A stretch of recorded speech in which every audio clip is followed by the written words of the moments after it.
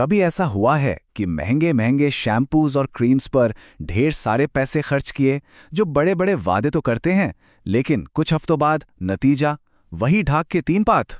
अच्छा, आज हम एक बिल्कुल अलग नजरिए पर बात करेंगे, बालों और त्वचा की देखभाल के लिए होम्योपैथी।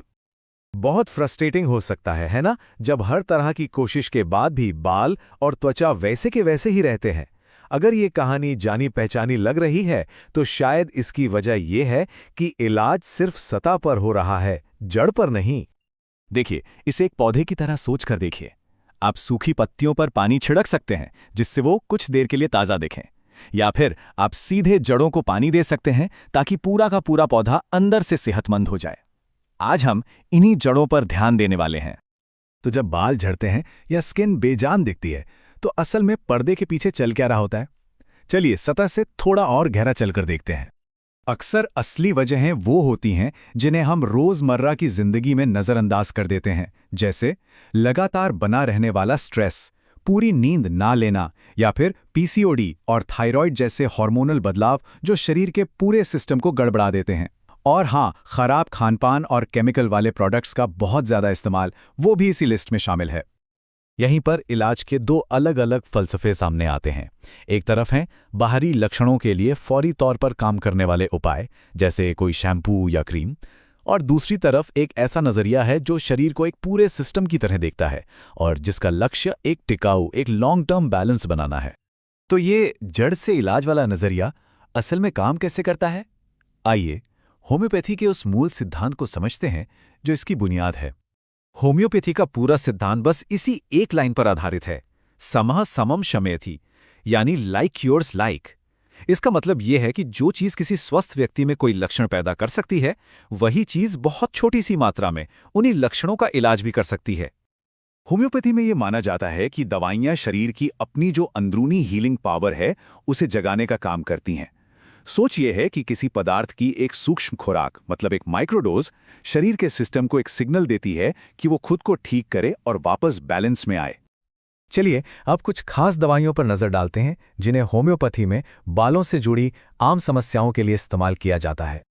जैसे अगर तनाव या पाचन की समस्याओं की वजह से बाल सामने से पतले हो रहे हैं, तो लाइकोपोडियम क्लावाटम एक ऑप्शन हो सकता है। कमजोर जड़ों और दो मुहे बालों के लिए सिलीशिया को बालों को मजबूत करने और चमक लाने में मददगार माना जाता है। और अगर बालों के झड़ने का कनेक्शन इमोशनल स्ट्रेस या डैंड्रफ से है, तो नैट्रम म्यूरियाटिकम एक विकल्प हो सकता है।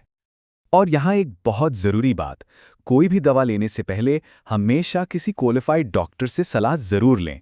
देखिए, हर किसी का शरीर और उसकी ज़रूरतें अलग होती हैं, इसलिए सही गाइडेंस बहुत ज़रूरी है। बालों के बाद अब बारी है त्वचा की। देखते हैं कि होम्योपैथी में स्किन को एक नेचुरल ग्लो देने के लिए कौन से उपाय सुझाए जाते हैं।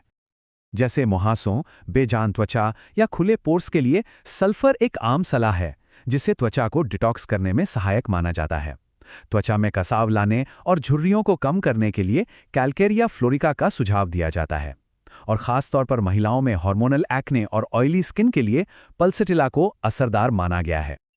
और हाँ, बालों के इलाज की तरह ही स्किन के मामले में भी ये याद रखना बेहद जरूरी है कि बिना किसी योग्य डॉक्टर की सलाह के कोई भी इलाज शुरू ना करें। सही दवा और उसकी सही मात्रा आपकी व्यक्तिगत स्थिति पर ही निर्भर करती है। देखिए, होम्योपैथी में सिर्फ दवा ही सब कुछ नहीं है। इलाज को सफल बनाने के लिए हमारी जीवन शैली यानी लाइफस्टाइल की भी एक बहुत बड़ी भूमिका होती है। इन छोटी छोटी लेकिन असरदार आदतों को अपनी दिनचर्या में शामिल करने से बहुत अच्छे नतीजे मिल सकते हैं। जैसे रोज 8 घंटे की नींद लेना, सुबह की शुरुआत गुनगुने नींबू पानी से करना, बालों में नारियल या आंवले का तेल लगाना, और तनाव को काबू में रखने के लिए ध्यान या योग करना। और हाँ, सबसे जरूरी, इस पूरी प्रक्रिया में सब्र रखना। ये समझना जरूरी है कि होम्योपैथी अक्सर धीरे धीरे काम करती है।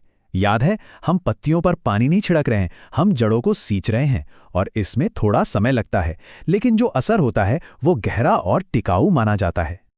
तो इस पूरी बातचीत का निचोड़ बस यही है कि सच्ची सेहत सिर्फ बाहरी शैम्पू या सीरम से नहीं आती, ये अंदर से, शरीर के कुदरती संतुलन और उसकी इलाज करने की क्षमता को मजबूत करने से आती है। और अंत में एक सवाल सोचने के लिए छोड़ जाते हैं।